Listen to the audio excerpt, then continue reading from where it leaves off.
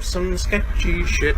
Do-da, do-da, hope I get away with it. Oh, do-da, day.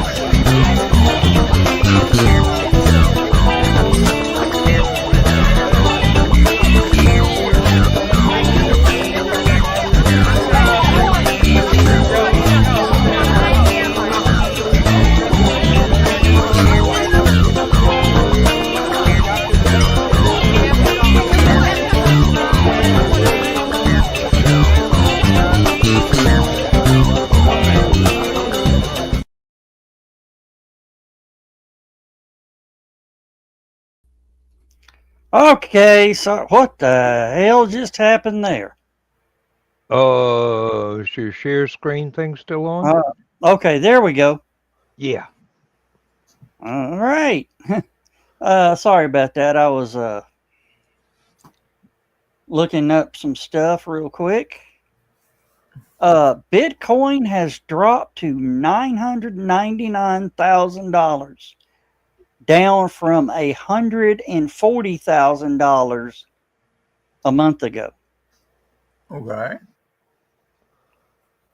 Well, how much did you lose? Right now I am down $1.19. Oh, okay. I'm sure that hurts. Yeah. That's one less candy bar you're going to be able to buy at the Golden Pantry. Have you bought a damn candy bar at the Golden Pantry lately? Nope.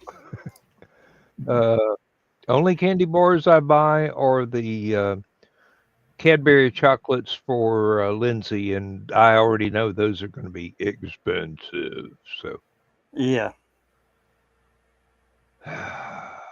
well, I got the pickup truck loaded up with all the convention stuff except for my books. What convention are you going to? Not going to one, have to take the stuff to the barn to stow it. Ah. Storage. I'm hoping that I can clear out one of the big plastic shelves that I bought from Ollie's and put it inside the Rubbermaid tool shed that's close to my barbecue grill and put all my cast iron in there. Ah. Yep. Yeah, we downsized Halicon to plastic totes. It's It really organization's a lot better in the storage now. really Lindsay keeps putting labels on things and then putting her stuff in a totally different tote from the one that has the label on it. Of course, now I'm finding out. See, we got those black and yellow totes. Mm-hmm. Now I found out. Now, do what? We got 3 different sizes of black and yellow totes. Yeah. Well, now I have found out that they now make red lids for them. So, of course, after I get all the totes I need, they get the ones with the red lids. That way we can separate convention from consuite. Exactly. That way we don't have to go, what's in this one? What's in this one? Look, and if it's a yellow lid, it's consuite. If it's red lid, it's convention gear. Yeah. We've got most of ours in transparent Sterilite totes. I've got my books in a solid gray one. It's the only solid gray one that we've got, so it doesn't get mixed up. I like the clear totes so you can see through them, but the problem is 2 or 3 years they go brittle and just shatter. Yeah. Yes. The clear ones kind of. Yes, Especially I know. Sterilite. Rubbermaid's not so bad, but Yeah, Sterilite or whatever they're called. Sterilite's kind of delicate. Yeah. finest Chinesium known to man. Yep. Anyway, I've got, I think, 8 totes in the back of the truck right now. I slept late this morning and didn't really get my stuff together early enough to start taking stuff to the barn. It'll all be one trip. Managed to bring up maybe a dozen cardboard boxes full of stuff that's supposed to have been in the house the whole time. We've still got some things that we have to find, including coffee table books. Neither one of us knows where those are, but they've got to be in a cardboard box, a fruit box or whatever in the barn. Have to go through some of those and then get that back in the house, and we'll have just about everything back in the living room that had to be taken out for the contractors to replace the floor. Oh. And it's only taken 9 months. That's because the contractors took a 4 or 5 month break in the middle of doing the work. Yeah, well, I got some news that I heard today that on the shutdown that Mitch McConnell slipped in right at the tail, at the very end in small print and all that. Next year, THCA will be banned. That's going to hurt. That's the CBD oils, Mm-hmm. the CBD medications. All that'll be banned. And not a word has been said about it.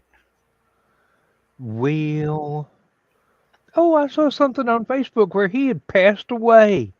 I'm going, that'd have been on the news. I'd have seen that. Oh, yeah. Yeah, that old codger's too mean to die. Devil ain't done building his room yet. Still waiting on the lava floor to be implemented, huh? It's not deep enough. Or hot enough. Cicadas. They're going to make a ceiling like 50 feet high with rafters and put cicadas in all the rafters. He couldn't hear it. He can't hear anything that doesn't apply to what he believes in. Yeah. In the news today, Blue Origin just launched the new Glenn rocket and landed it. They put 2 NASA satellites that go into Mars, I think was where it was, and landed on their boat. Well, good.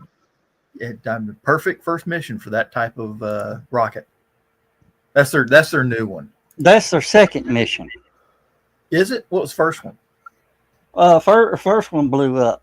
Oh, it was a satellite made of concrete. Okay, we got aluminum, titanium, stainless steel, wood, and now concrete. Yeah, whatever Teslas are made out of. Yeah, and it was It was what they call a mass simulator. It was the same weight as one of the biggest satellites ever launched. See, they should have one-upped Elon Musk by putting an Amazon delivery van in orbit.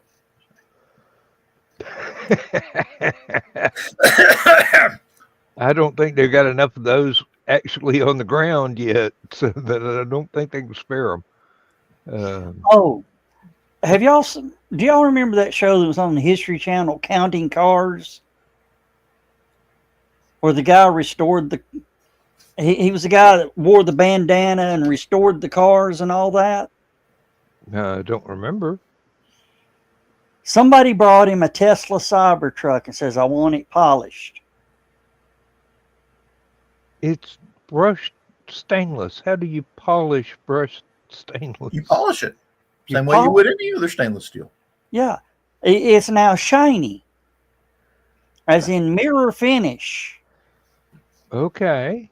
With a 3-foot reflection.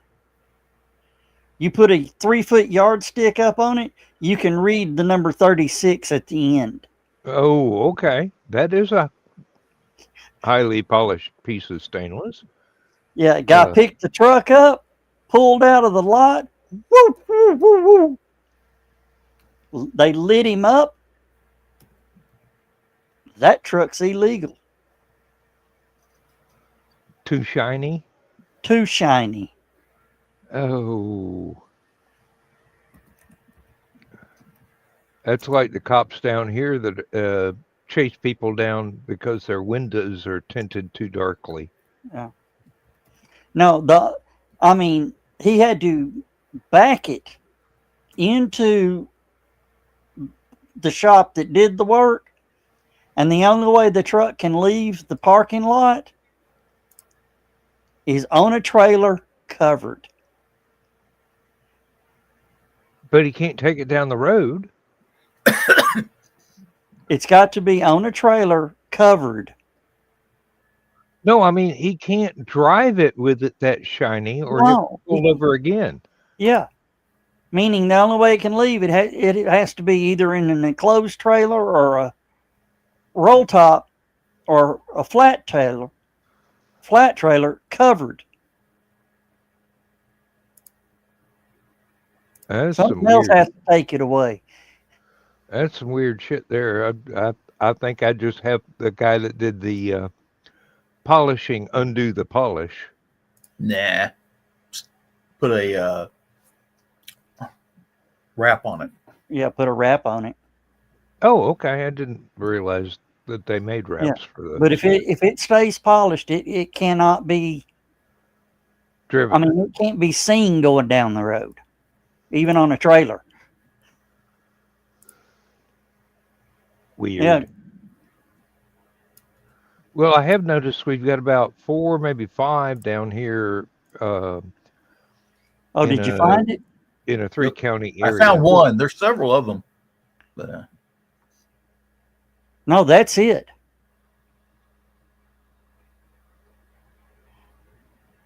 yeah. Do that real quick. Well, I still wouldn't mind having one, but I'm not going to pay that price for it. They're not as big as my Toyota Tacoma. They're not as big as my Toyota Corolla. Yeah, they're not a big pick. It shocked me the first time I was driving. I was driving down to Halicon past one, and I was like looking down at it, and I don't even have a tall Toyota. It's tall enough. Well, it's 4x4, but I don't have, lift kits or big tires or something like that. It's just I don't have them on my F-150 either. But Lindsay still needs a stepladder to get in. I've got a set of running boards that I need to install, but I'm thinking that's a summer job. Okay. Dan probably knows about this one. Have you ever heard of the Walkie Talkie Building?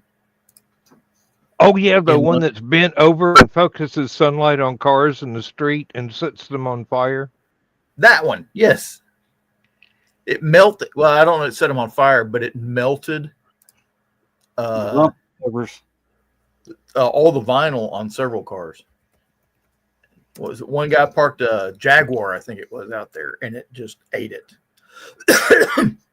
That's in England, isn't it? Yeah, it's in London.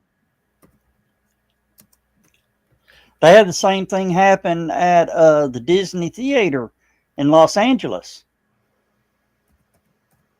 Was that okay? I knew there was another. There's one in Las Vegas. I think they did that with too. Yeah.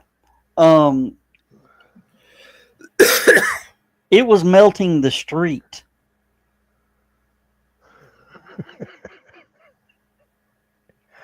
Oh, talk about bad architectural choices.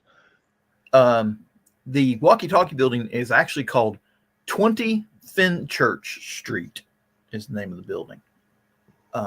It's a skyscraper in London. It's got that weird walkie-talkie look to it.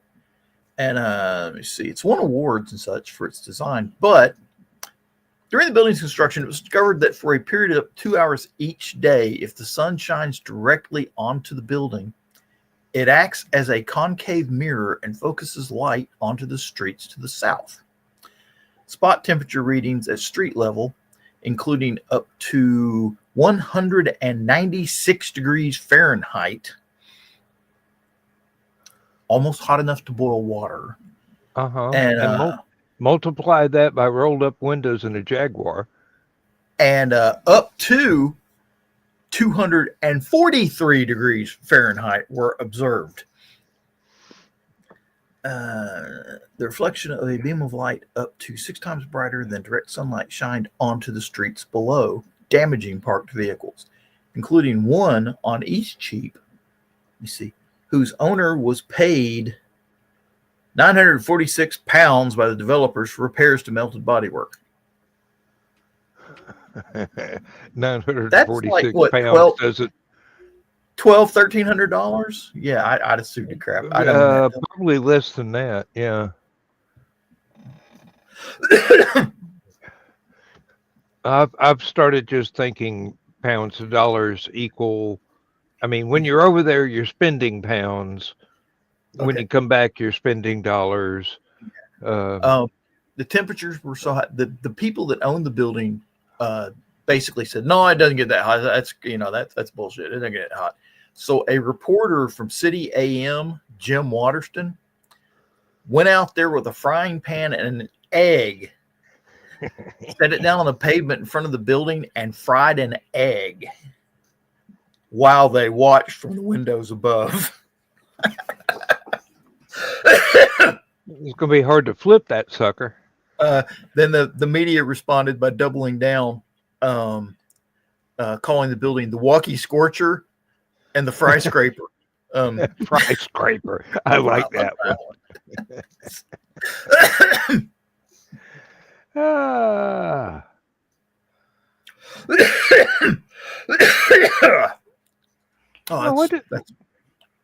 This is probably a question for Carl.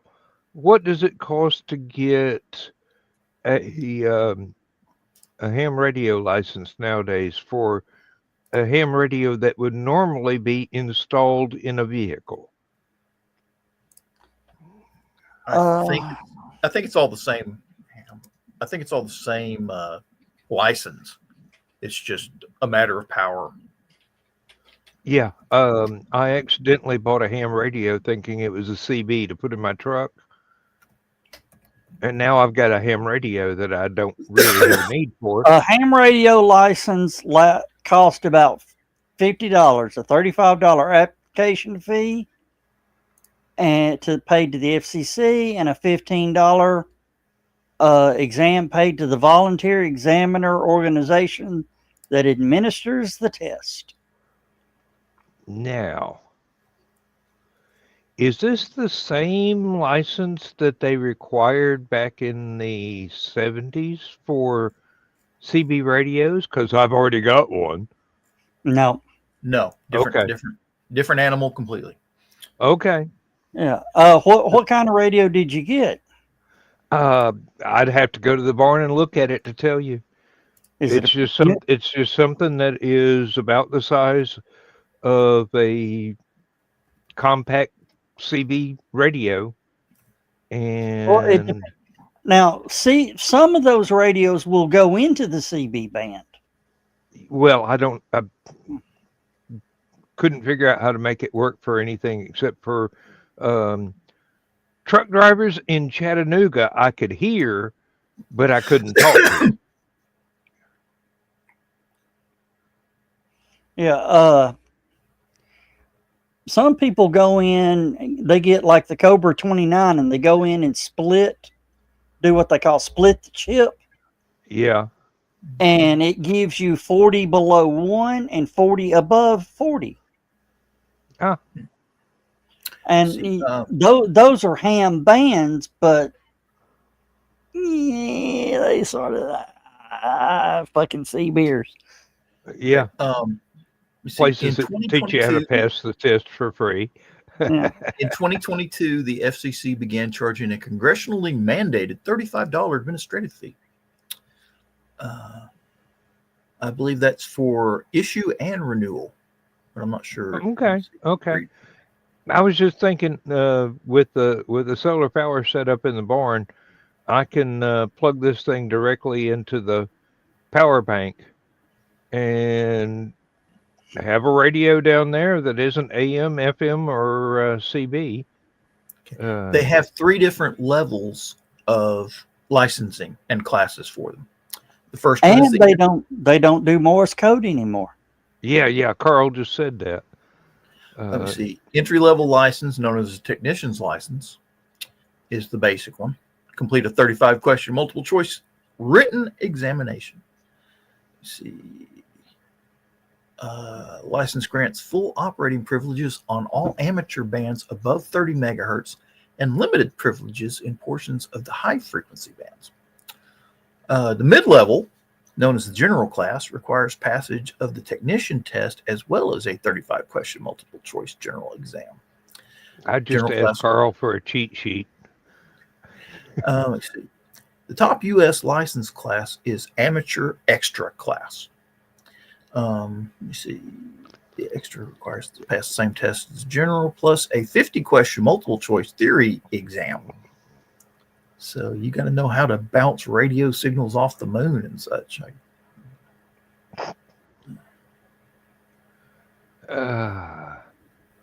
Grandfathered license classes.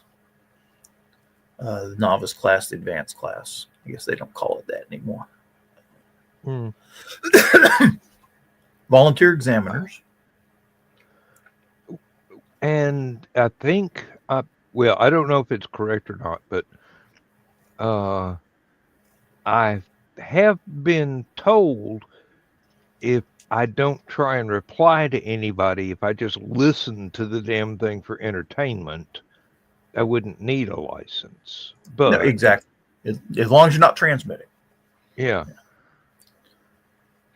Once you start burning out light bulbs in South Florida, that they want you to have a license. I would probably just turn it on and just to have some noise in the background that isn't the only classic rock station that my weather radio can pick up. Because it's either... You don't have hills around. You don't have hills around you, do you, Dan? I'm on top of one. Okay, so you could put up an antenna and pick up something. So. Well, yeah. See, one of the problems with ham radios in Chattanooga is all the good ones were up on Signal Mountain, hence the name. Sort of. No, I just take the antenna that came with it with a magnetic mount and get on the ladder and climb up to the roof of the barn and stick it to the metal roof of the barn. Like I said, about the only channel that has any activity is truck drivers in Chattanooga. And I don't know that I would be able to carry on a meaningful conversation with someone driving an 18-wheeler from Chattanooga to Atlanta and back or whatever. There's no common ground for me to find a topic of conversation, but it would be noise. You know, it's awfully quiet in the barn while I'm trying to do something. I do have an old CB that I could I use a cigarette lighter outlet splitter and plug in down there too, and that I know how to use, but there's practically nobody within range down here that I want to talk to. Only reason I've got CB radio in the truck or in the van is if I run up on a rolling roadblock and I'm trying to figure out, hey guys, which lane do I need to get in to be out of everybody's way and merge successfully into this restricted traffic flow? Dan, I'll tell you a trick to getting good with the truck drivers when you're on the freeway like that. If you see one turn the turn signal on, back off, flash your lights, and then say, so-and-so, come on, I'm right behind you in the four-wheeler. And he'll scoot over and go, you'll hear a thank you, and then flash his lights. Actually, if you do that a few times, word will get out that white four-wheeler with the F-150 has ears, and be nice. I just basically listen to the chatter and then politely go, anybody ahead of me? Give me some advice. Do I need to be in the left lane, the right lane, the center lane? What I don't know what the holdup is, but I don't want to be wait until the last minute to have to change lanes. Yeah.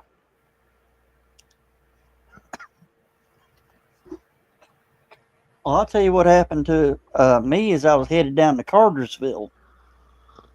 That long straight right before Dalton. Yeah. I'm running the Google GPS, and it warns you when police activity or whatever. My Google chimed up and says, police activity reported ahead. I looked down and I was running about 90, so I backed her down to about 75 and got over into the center lane. About 10 seconds later, 5 brand new Cadillac Escalades, bumper to bumper, no tags, come past me. Well in excess of 100 miles an hour. So Elon going to a convention.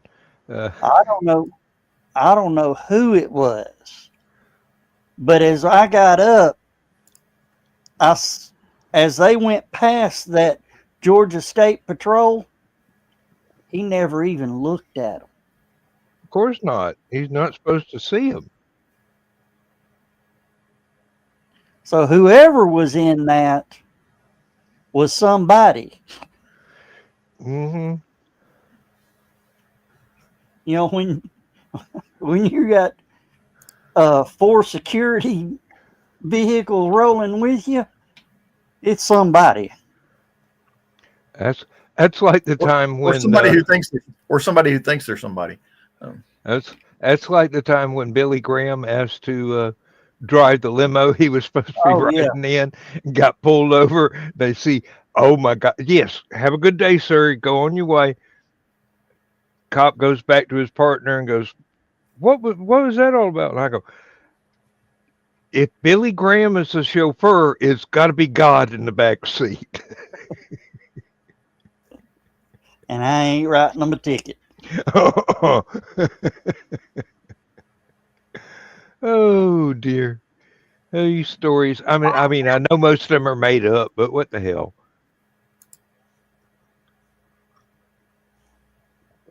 A good Now- story bears repeating. You know who Clayton Moore was? Yes, I do. Tonto to Toronto for squat. Oh Uh, this God. there was a DJ here in Chattanooga. This was one of his favorite stories to tell. He was in South Alabama doing a grocery store opening. And this was mid 70s. Oh So wow.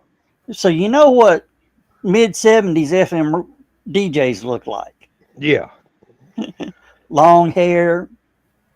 What happened is Clayton Moore was there for the opening of the new grocery store. Wait, yeah. Excuse me, I got the identities mixed up. Now I remember. Yeah. Well, it came back after, everything was over. There was Clayton Moore still standing around. And they said, "Mr. Moore, what happened?" He goes, "I have no ride. They dropped me off and nobody has came to pick me up." I said, "Well, we're headed back into town. Are you staying at a hotel or what?" He goes, "Yeah." Told him the hotel. So he says, "If you don't mind riding with us, we'll give you a ride back, back to the hotel."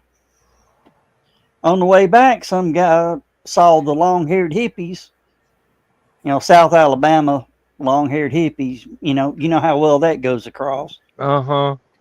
Mid 70s. Gets to road raging against them. And, swerves in and hits on them. And then pulls over. Of course, they pull over. And he says, "We're going to get the police involved. You long-haired hippies you're going to pay for my truck." No, you hit us. Clayton Moore just sitting in the back seat, just sitting there. Police arrive. And, the guy tells his story. The DJs tell their story. Clayton Moore steps out of the car, walks up to the police officer. Police officer turns. He goes, "Officer, that man's lying." And they're looking, "No, I'm not. He goes, "Who are you going to believe? Me or him?" Lone Ranger strikes again. Yeah. And he was wearing the Foster Grants. Yeah. But yeah, that is a true story.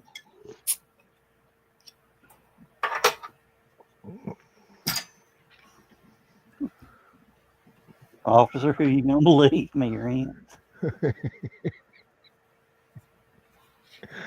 Oh. He said they got drunk that night.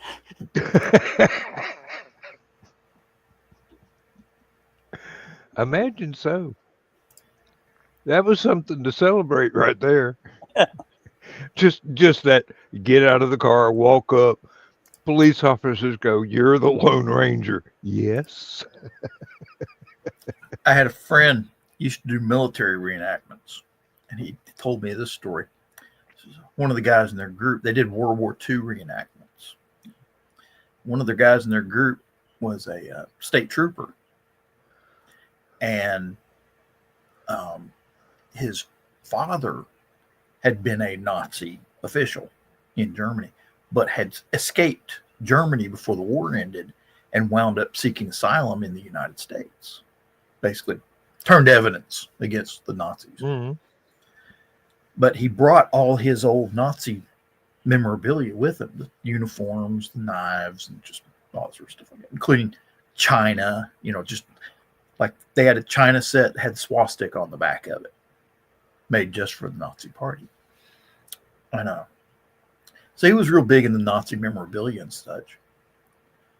And he had gotten an old Volkswagen thing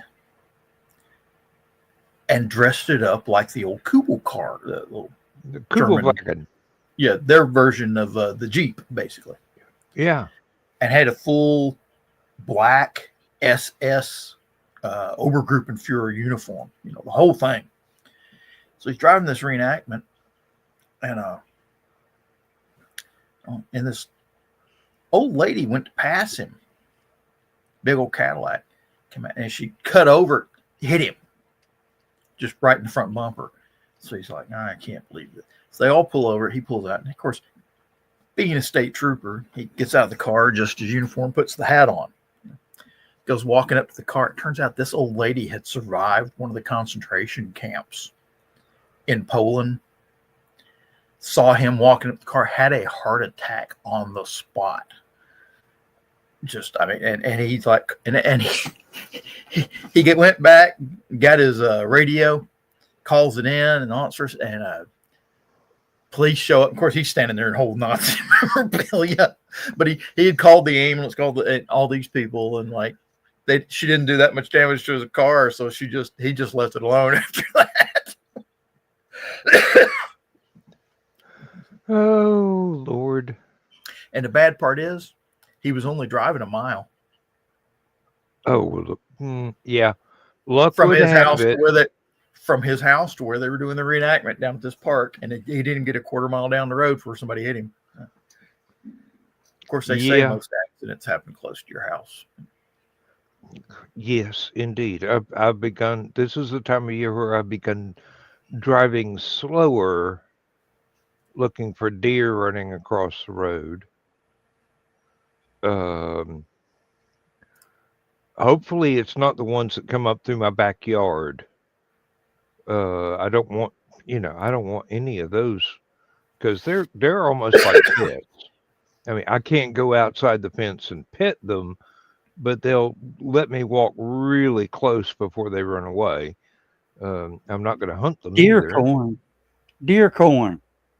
I've done that several times. I've got a couple of old satellite dishes that I can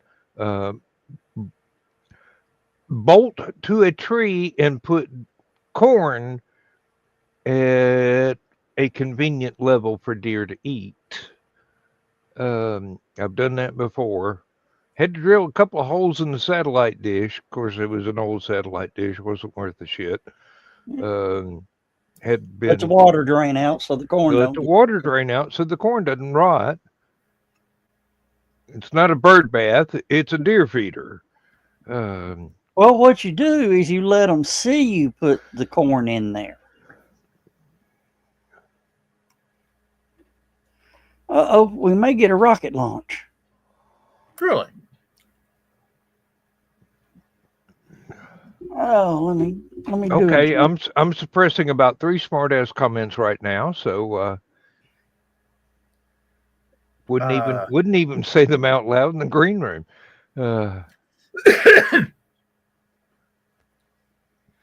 Okay.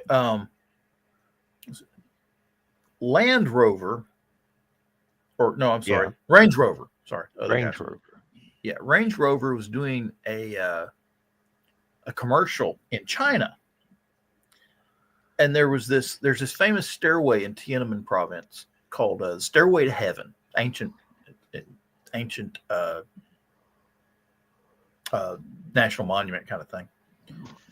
And they drove this Range Rover all the way up there to the top of it, which, kind of miraculous.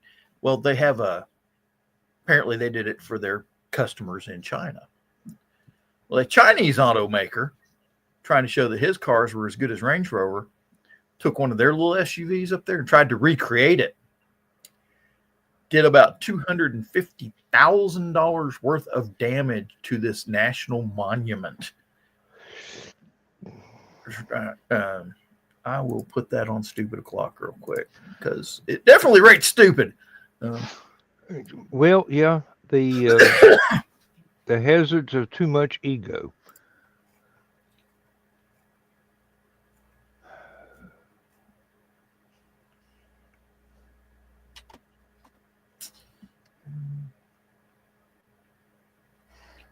All right.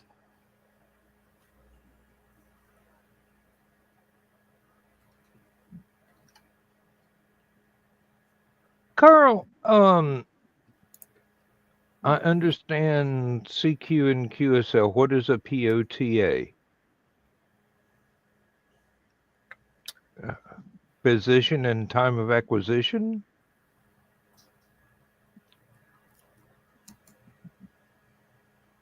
What's your location? What time is it? Where you at? Yeah, okay. Where you at? What time? That's what it looked like to me. I mean, Now I don't know if that's what it is.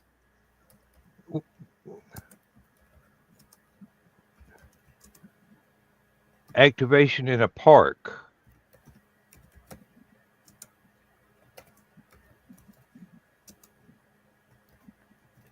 Oh, okay.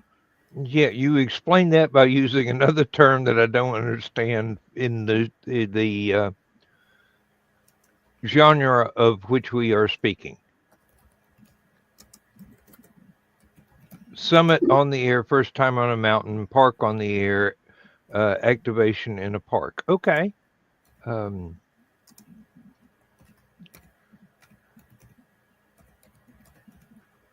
Oh.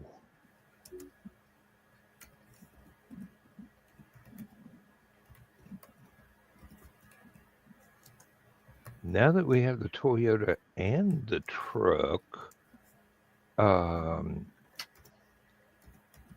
need to take Lindsay to Smoky Mountains and go all the way up to what is it, Cumberland Gap, to the lookout there. Oh, Klingen's Dome. Up. Well, I don't know about that, but I thought there was the one my family used to go through on when we went basically 441 all the way from Athens to Knoxville and points north. She wants to go to Dahlonega, and I want to take her to Helen. It'll be two separate trips because there's too much to do in both. You can't do that in one day and do it justice.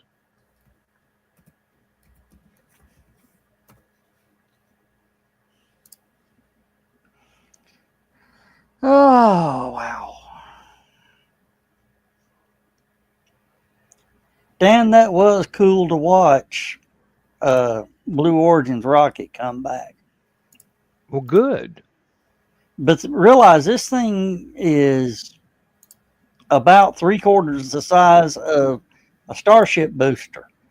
Yeah. It's a pretty big rocket. Goes without saying, rockets ain't small unless they're SDs. Yeah. Oh, John, did you notice after it landed and the legs were out, the big sparks, explosions around it? No. It welded itself to the deck. That's kind of cool. Yeah. It's a hot engine. No. I mean, if you actually had like arc welders built into the landing gear and drained your batteries, arcing it to the deck, you just go in and cut it loose when you get to where you're going. You don't have to worry about mooring it. That's where you're glad to have Angle Grinder Man on your team. And Angle Grinder Man is an obscure comic book character. Well, he was actually a real character in England when they started using boots on cars. Oh, yes, yes. He would run around at night, and if you found you could, he left cards around. You could call him, and he'd show up and cut the boots off your car. And strangely enough, all those destroyed boots wound up at the recycling center. Yeah, I can imagine that. And now, of course, now they got them to where they're actually up against the tires, so you can't do that. Used to, they would just wrap around and hug it. Now they go up against the tire.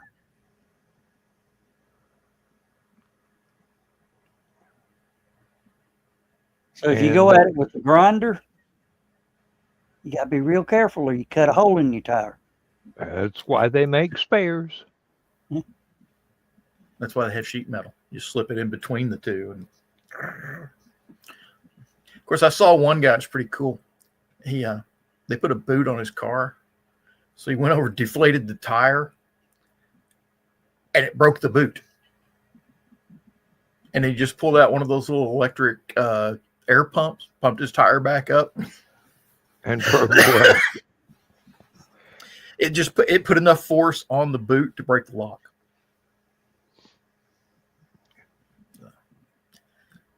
Made in China. Isn't everything? Well, we're supposed to get a $2,000 check by the end of the month because $2,000 check from whom? Tariff reimbursement.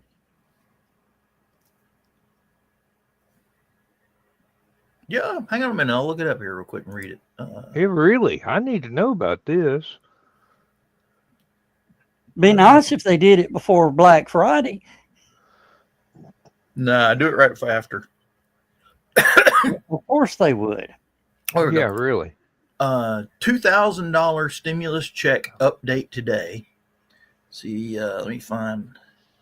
I'm trying to find a credible news source here. Here we go. USA Today is pretty good. Let me see. Are we getting $2,000 stimulus checks? Eligibility updates from Trump administration. And this is on November 12th. Wait, that's a little old, isn't it? No, it's yesterday. It's yesterday. Yeah, it's a little old. It's yesterday. The Trump administration provided several new updates on November 12th for the president's proposed $2,000 dividend check. White House appeared to double down on the payment promise and has even given insight to who might be eligible for the payments. The update comes only a few days after President Donald Trump promised most Americans $2,000 per person from the success of tariffs in Truth Social post. Here are the latest updates, including who could be eligible. Trump remains committed to it. We're currently exploring all legal options to get that done. Let me see. His team of economic advisors are looking into it. Despite his commitment, the stimulus checks aren't a guarantee. Such a proposal will likely need congressional approval. Well, that screws it, don't it? Let's see. All right, Dan.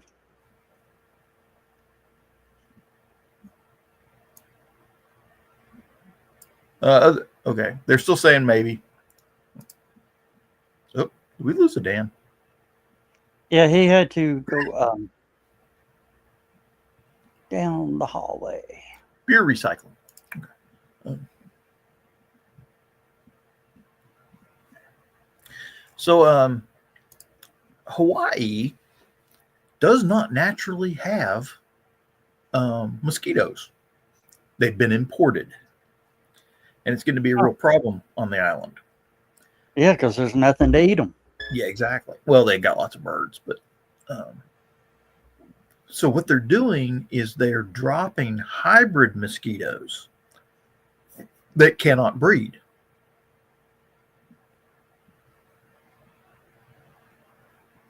The idea being that they'll mate with the females and the females won't lay eggs, and that'll kill off all the mosquitoes. Yeah, that ain't gonna work.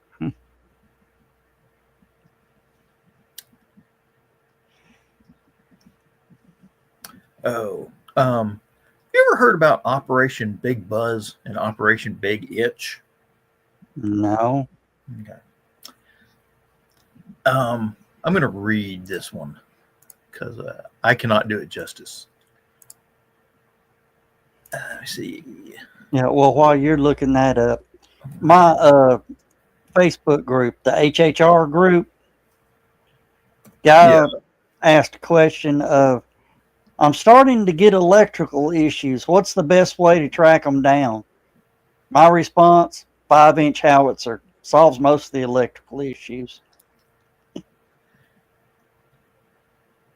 Okay. Operation Big Buzz was a U.S. military etymological warfare field test conducted in 1955 on Savannah, Georgia. Predominantly in the Black Carver Village neighborhood.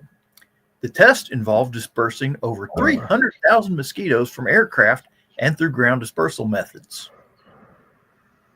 That's right. Your tax dollars paid to put more mosquitoes into Georgia. Let me see here. Oh, dear. Operation Big Buzz occurred in June of 1955 in the U.S. state of Georgia. It was a field test designed to determine the feasibility of producing, storing, and loading into munitions and dispersing from aircraft the yellow fever mosquito, though these were not effective in the test. The second goal of the operation was to determine whether the mosquitoes would survive their dispersal and seek meals on the ground. See, about 330,000 uninfected mosquitoes were dropped from aircraft in E-14 bombs, it's a type of bug bomb, and dispersed from the ground in Savannah, Georgia's predominantly Black Carver Village neighborhood. In total, about 1 million female mosquitoes were bred for the testing. Remaining mosquitoes were used in munitions loading and storage test. Those mosquitoes that were air dispersed were dropped from airplanes 300 feet above the ground, spreading out on their own and due to the wind. Let's see. Results of the test. Mosquitoes were collected as far away as 2,000 feet from the release site. They were also active in seeking blood meals from humans and guinea pigs. Strange enough, they had a bunch of traps for them, too, that ran on dry ice. Let's see. Your tax dollars at work. Yep.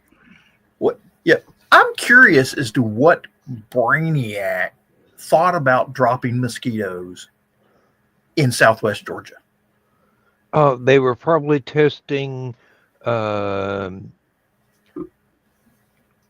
breeding malaria. But why Southwest Georgia? Mosquitoes and then dropping them on enemy soldiers. But why didn't they test it in Arizona?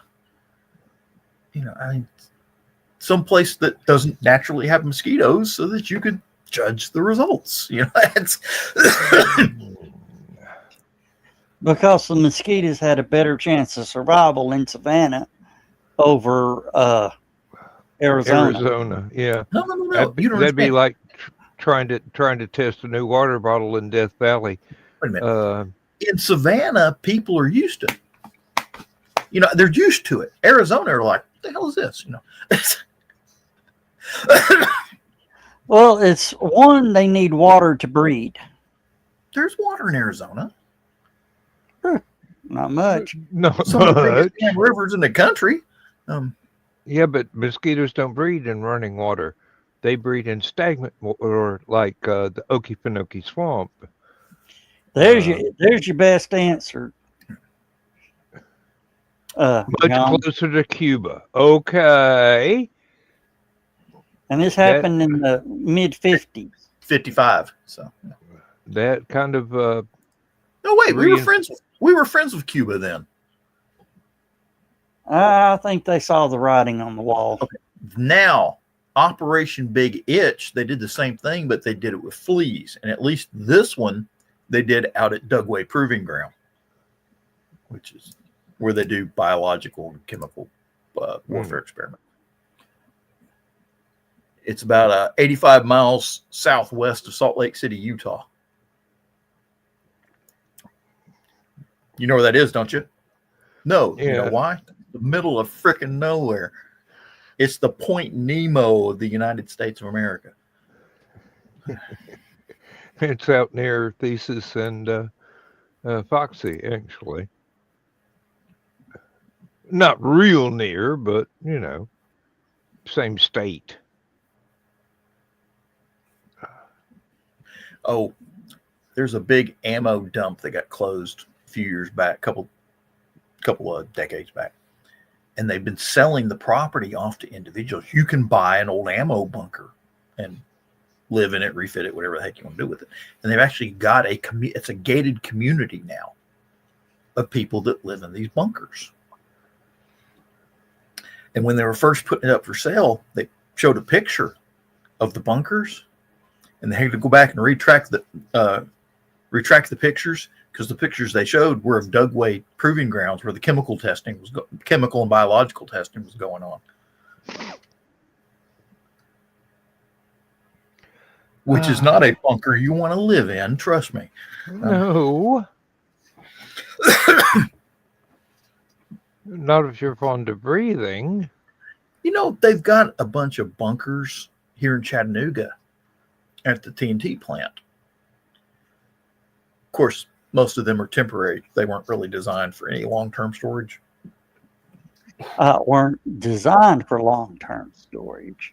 Have you heard the story? They found one out there that still was locked. So, city goes out, cuts the lock off, opens it up. Damn thing's packed full of TNT. Oh, please don't tell me they used a torch to cut the lock off when it's packed with TNT. Well, they used a grinder. Well, that's marginally better. But yeah. They instantly called the army and says, "Hey, y'all need to get out here." We found something that belongs to y'all. Come and get it.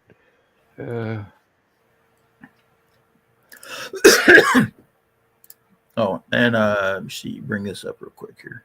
And really, that age of TNT would be very unstable. Not really. Not really. Okay. No, I mean, no. It's actually, that's one of the reasons TNT is so standard. It's incredibly stable. Oh, okay. You can set it on fire and it'll burn. That's it. I mean, it doesn't blow up or nothing on its own. So that is one of the bunkers out there at the TNT plant. And you notice it's got you can see a light through it. I don't know. Hang on a minute. Let me. Oh.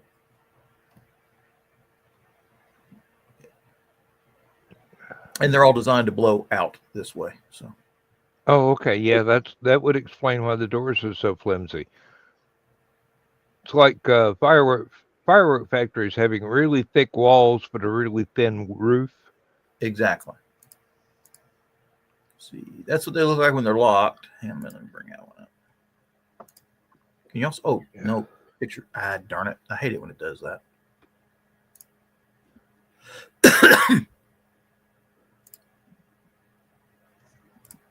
See, that. Okay. That's what they look like with the doors closed. Yeah. Yeah, the one they found was grown up, had trees up to it and everything. They had to go through a few of them out there, and where are we at? Oh, there we are. Do that one. There we go. They'd go out there, a few of them, and they would run a line of gunpowder into the bunker outside, set it on fire, and walk away. And some of them still had the chemicals from the old TNT processes in the concrete floor. So they'd set it on fire, just let it burn off, and yeah.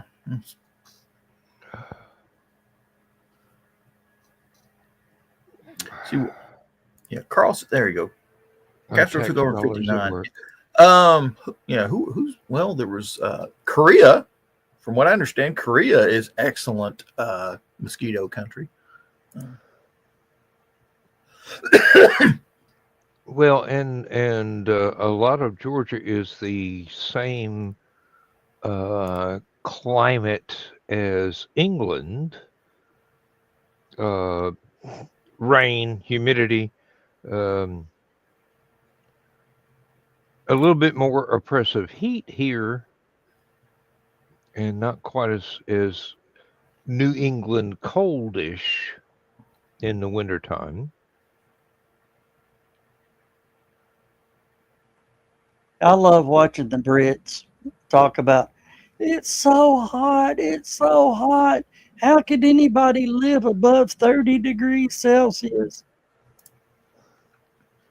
Yeah, I was watching. Was it Harry Potter and the Order of the Phoenix? It starts off with that heat wave. Everybody's sweating their butts off, and I'm like, Turns out it's just barely 70. Yeah. Well, I mean, England has humidity. That is one thing I'll give them.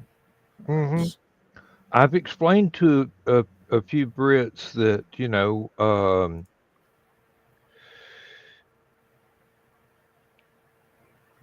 half the boiling point of water is 50 degrees on Celsius. That's what it's like living here. They don't understand Fahrenheit below zero either. And I go, well, what? Zero equals 32 Fahrenheit. Minus 40 Fahrenheit equals minus 40 centigrade. That's where the two different measuring systems cross over. We're 1 minute away, or a minute and a half. So who's launching what? ULA sending up a Viasat. Oh, okay. For today's live coverage of ULA's Atlas V launch of In theory, they're At sending this up. time, the team is not working any issues, and we are proceeding towards liftoff at 10:04 p.m. Eastern.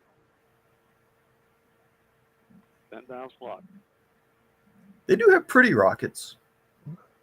Yeah. They make nice sculptures in the rocket 1 garden. minute. 1 minute. Rock report range status. Range green. Not the green room. Not the green room.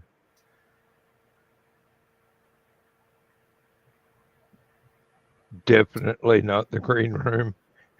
Okay.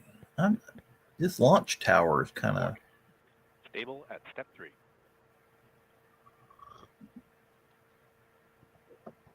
Night launches are always pretty. I hope it doesn't blow up because that would spoil it. Verify ECS reduced for launch. Verified. 25. Status check. Go Atlas. Go Centaur.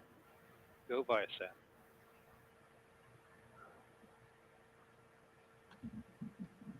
T minus 10, 10, 9, 9, 8, 7, 6, 5, 4, 3. Russian rockets. We have ignition. 2, 1, and liftoff of the United Launch Alliance Atlas V rocket. Oh, that one carrying jumped off the Viasat pad, 3 didn't Flight it? 2, adding Well, I unprecedented mean, how much capacity is to it Viasat's global carrying? It's multi-orbit not like it was a Saturn V. Atlas is switching over to close loop. Well, I'm going to tell you that one Blue Origin launched today. I was about to go, okay, you're going to do a power slide before you go up. Mile altitude. Engine parameters continue to look healthy. Let's see, 6 boosters, Potato roll 4 or program. 6. Body weight return to 0. 5. Mach 1. Atlas is now supersonic. Hydraulics continue to look good. Engine parameters stable. Mach 1 and that length of time? Woo. Yeah. You are hearing Max Q. Daniel Maximum Brunson, dynamic pressure. providing launch vehicle ascent data. Vehicles throttling back up to near full power. Passing 3 miles downrange. Approaching 8 miles in altitude. 3 miles in a minute. Yeah. Body rates continue to look nominal. I know rednecks that would be envious right now. Passing 7 miles downrange. Vehicles beginning to throttle down in preparation for SRB burnout. Nominal. At this point in flight, vehicle is now half of its original liftoff weight. Can y'all hear that? Yeah, Slightly. barely. But Is yeah. that now that's one of the Is that the Atlas or is that the Centaur? That's the Atlas. Centaur's the upper And stage. we have good indication of burnout on all 5 SRBs. Oh, the Vulcan's the Fire new back one. up to full power. Yeah. Passing 30 miles downrange, 28 miles in altitude. And good indication of SRB jettison. 30 miles in 2 minutes. Yeah. Body rates continue to look healthy. And your parameters looking good. We just heard confirmation of solid rocket booster jettison. These additional motors augmented the thrust at liftoff to give the Atlas V rocket an extra boost to reach geosynchronous transfer orbit. And another Coming up on 20 our miles next an mission, hour, and it'll jettison equal of the payload fairing. Let's listen in. traffic speed on 30 miles 285. downrange, traveling at 5,000 miles per hour.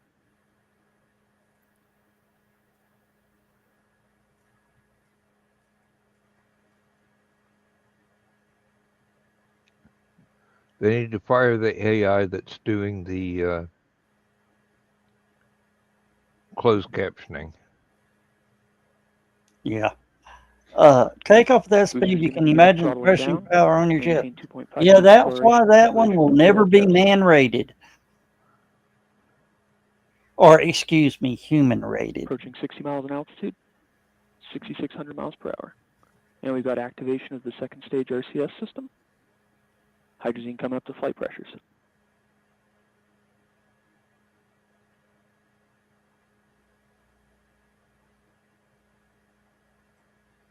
Damn, they're going almost as fast as you do going up and down the highway, Joe Dog.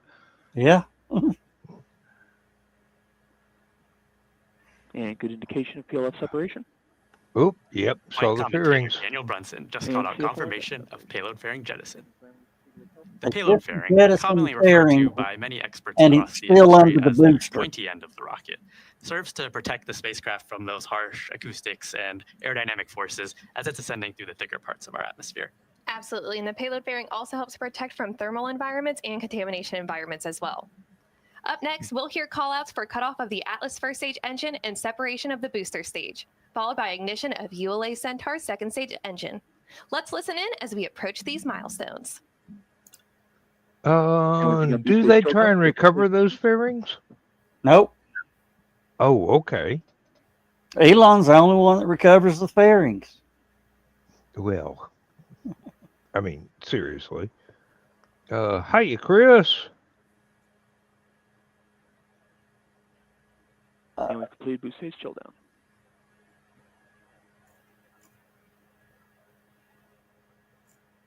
And good shutdown. They're doing 5.7 kilometers an hour.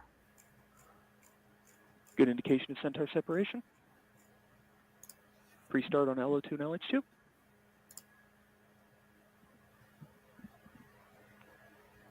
Ignition. And full thrust. This is Atlas Centaur's Mission enabled Control steering. at T plus 4 minutes and Ooh. 52 seconds. You can just We just heard barely flight see the commentator Daniel engine Brunson glow. confirm the successful completion of the early milestones Right in today's now. flight, and all systems Right continue now, to yeah. operate nominally. We have about 6.5 minutes until we reach our next mission event, shutdown of Centaur's main engine. We'll return with mission commentary as we get closer to that next milestone.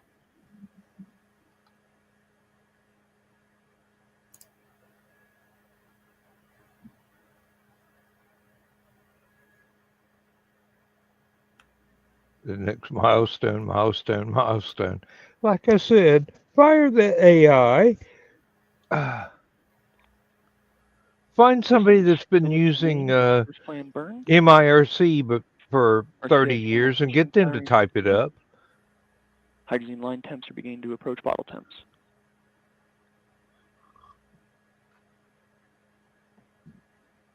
Yeah, I'll make it go away, Dan. No, it's Vehicles approaching 700 miles downrange, 28 miles in altitude.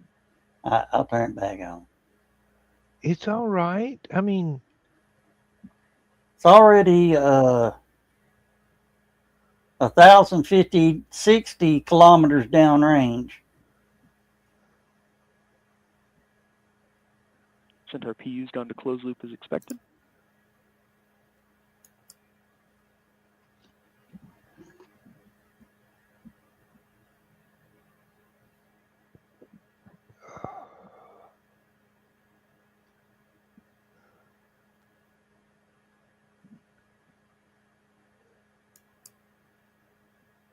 Mm.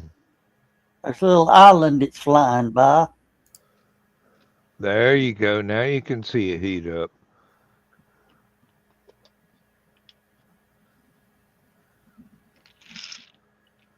And we've switched over to our teacher's data format. Signal strength continues to look nominal.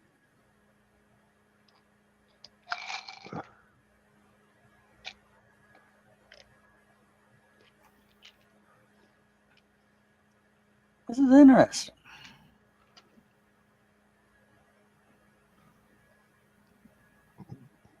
Vehicle's now A 1,030 domino. miles downrange, continuing right down the center of the range track. You should hear my wife talk about the AI generated closed captioning on some of the shows that she watches. No, I mean, it's like, I'm British. I know how to speak British. I can do this. Give me a job. Engine parameters continue to look healthy. Body rate's looking nominal. I'm fixing to get in trouble here. When have you not been in trouble? You guys want to know why women like watching Netflix and all those TV shows with the closed caption on?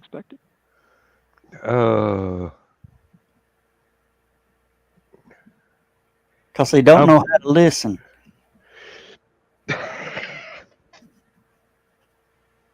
Lindsay does it because she's deaf. And hydrazine line temps have converged with bottle temps. Her family has been 3 minutes remain in the genetically 3 minutes from the May 1st burn. they have hearing impairment going back a long time, several generations in their genetic code. So she just can't hear anything. She can't even hear me talk, 145 miles which I take advantage of from time to time. Look healthy.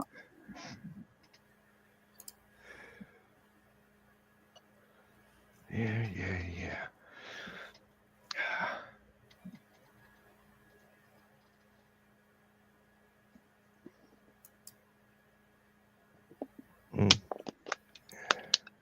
All right, shut your engine off so we can go back to our show.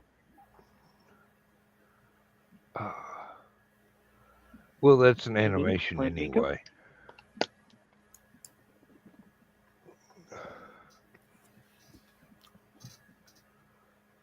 AI. All AI.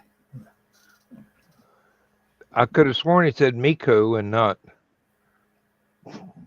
Momo. Well, I like 3 minutes to the May 1st burn. May 1st, yeah.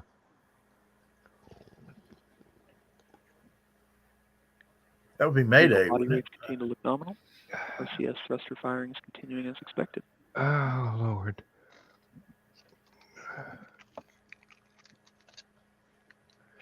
Passing 1,800 miles downrange. 1,800 miles in 10 minutes. That's hauling mail, ain't it? Mm-hmm. 1 minute to plan Miko. All right, I can't wait to see what it says here.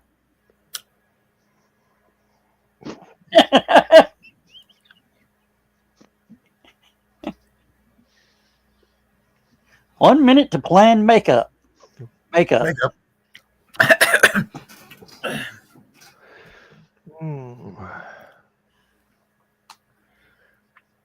They got to fix that shit before we go to Mars. Otherwise, it's just going to be another Mel Brooks movie. 30 seconds. Yeah.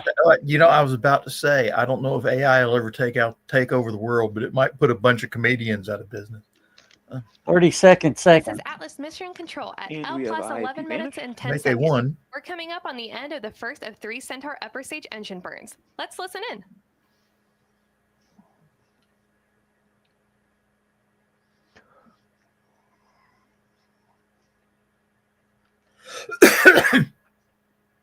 And Miko 1. Good shutdown. Settling has gone to 4S mode. Vehicle's begun turning to our second burn attitude. All of the parameters look healthy. This will be a 10-minute coast for our second burn.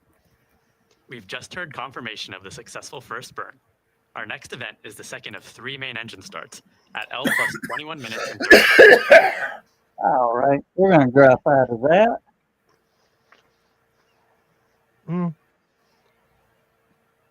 Where's I'm Zach sorry. when you need to hear him squeal? See, Zach doesn't run the closed captions. He would have been rolling in the floor. Basically, I was too, except it was more like groaning in pain.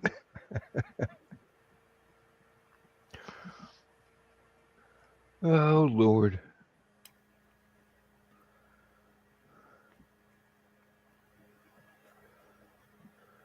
I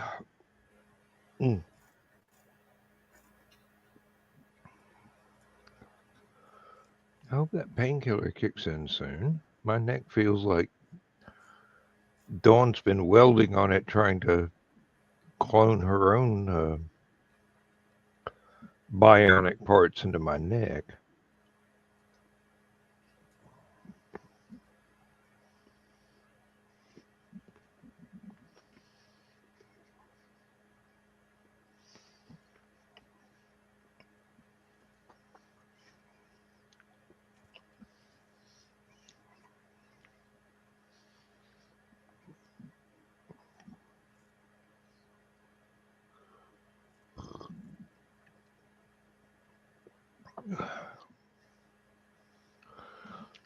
See, we were talking earlier about the mosquito thing and what wars we would have been in around 55. Yeah. Let's see here. We would have had, we were helping to overthrow communists in Albania.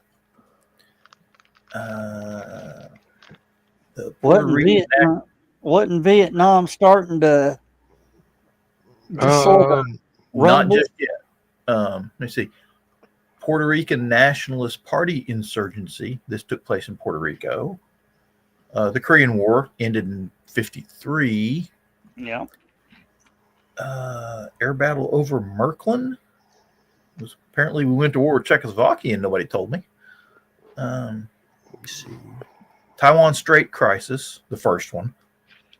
People's Republic of China. Let's see here. And then Vietnam was 55 to 64, and then 65 to 73, and then 74 to 75.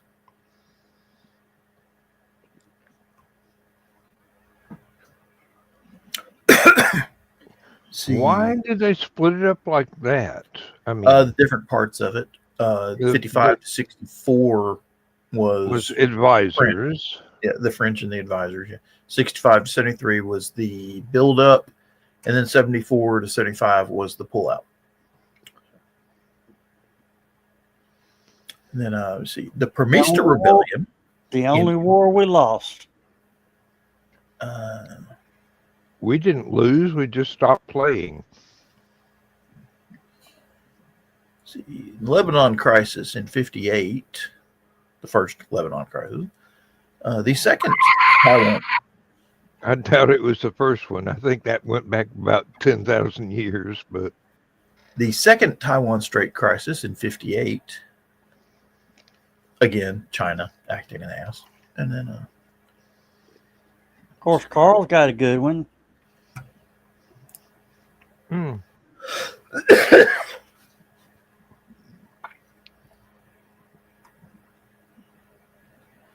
Apparently, they're building up for Venezuela, from what I've heard. So,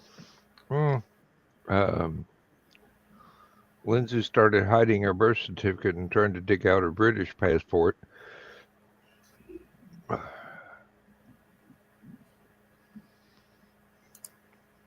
Is she's an American citizen now, correct? Has been for almost half a century.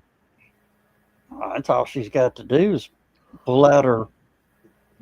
Yeah. But there's still people that want her original birth certificate. even though it's the size of a blanket and written in Spanish calligraphy.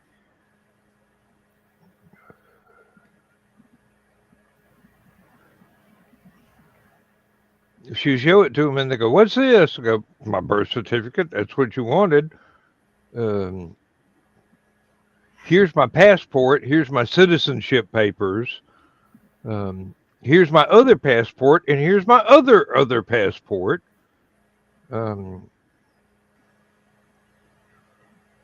Although Chavez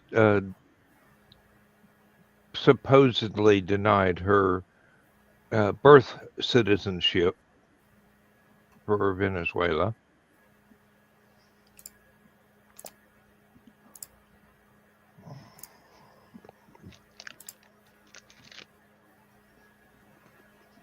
I think we're closer to World War III now than we've ever been. Joe, What? we're always closer to World War III than we've ever been. Now we're a little bit more closer. Chris, I agree with you. Her dad was a British hero from. Uh-oh.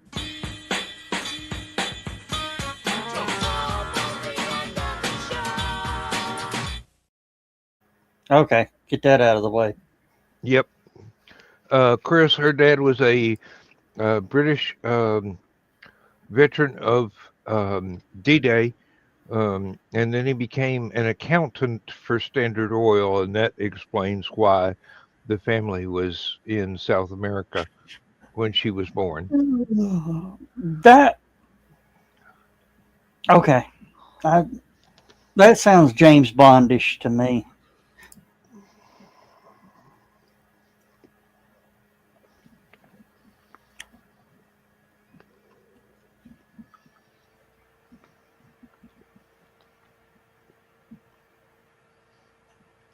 Dan's not saying a word. No, I was just thinking while I was trying to chew this Oreo. Leslie's autobiography begins with the words, "I love the Yanks. They didn't shoot me."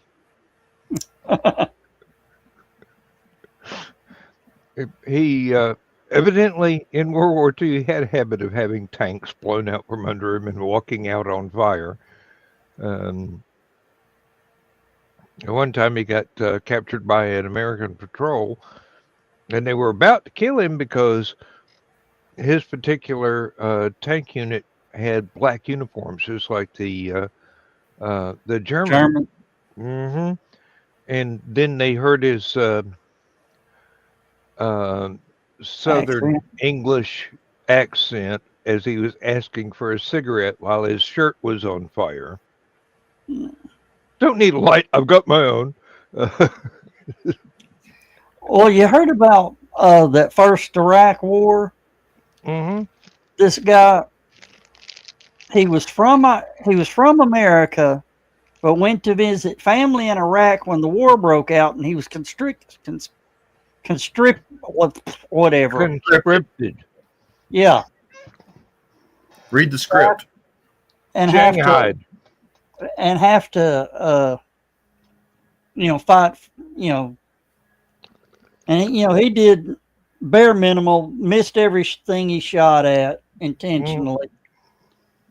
Gets out, pulls off his Chicago Cubs shirt, I think it was, and says, "It's about damn time y'all boys got here," in perfect English. Well, if he said y'all, it wasn't perfect. Yeah. It's perfect enough for me. I mean, I do speak 4 languages: Southern, Redneck, American, and formal English. I can even do the spelling corrections.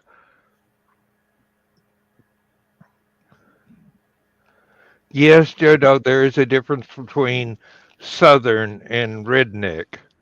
It has to do with the being able to understand the Jack Daniels accent, where everything is just one long vowel movement. Yeah. Oh, Well, it's Dan. yes. It's that time, ain't it? Yeah. Well, proper Southern English is just a British accent with a long drawl. Uh-huh. And oh, I forgot. I can actually speak Appalachian too, which is closer to Scottish and Irish than anything else. Yep. And Cherokee is real close to Gaelic. Now that I did not know. I don't speak Gaelic, otherwise I probably would have realized that before. All right, with that, we got to tip our hats, gentlemen. Good night, everybody. Thanks for being here, Dan, John, Chris, Carl, Donna. We're gonna have Yep. to get Zach in here one night talk about rockets. Oh, yeah. Oh Ain't yeah. seen him since surgery, so And possibly be making some announcements maybe as soon as Saturday, but probably by Thursday, This is Thursday. next Thursday. We gotta wait that long? Yep. It's gonna be real hard to keep my mouth shut. Yep. All right. We'll holler at y'all later. Good night, everybody. Good night, everybody. All right. Got to hit.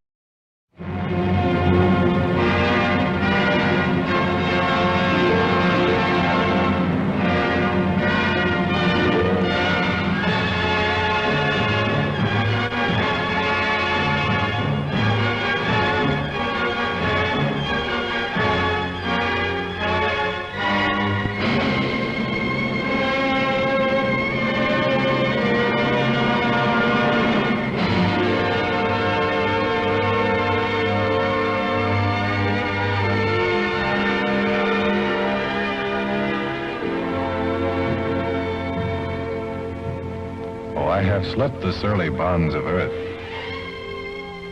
and danced the skies on laughter-silvered wings. Sunward I've climbed and joined the tumbling mirth of sun-split clouds and done 100 things you have not dreamed of. Wheeled and soared and swung high in the sunlit silence. Hovering there, I've chased the shouting wind along and flung my eager craft through footless halls of air. Up, up the long, delirious, burning blue, I've topped the windswept heights with easy grace, when never lark nor even eagle flew. And while with silent, lifting mind, I've trod the high, untrespassed sanctity of space, put out my hand and touched the face of God.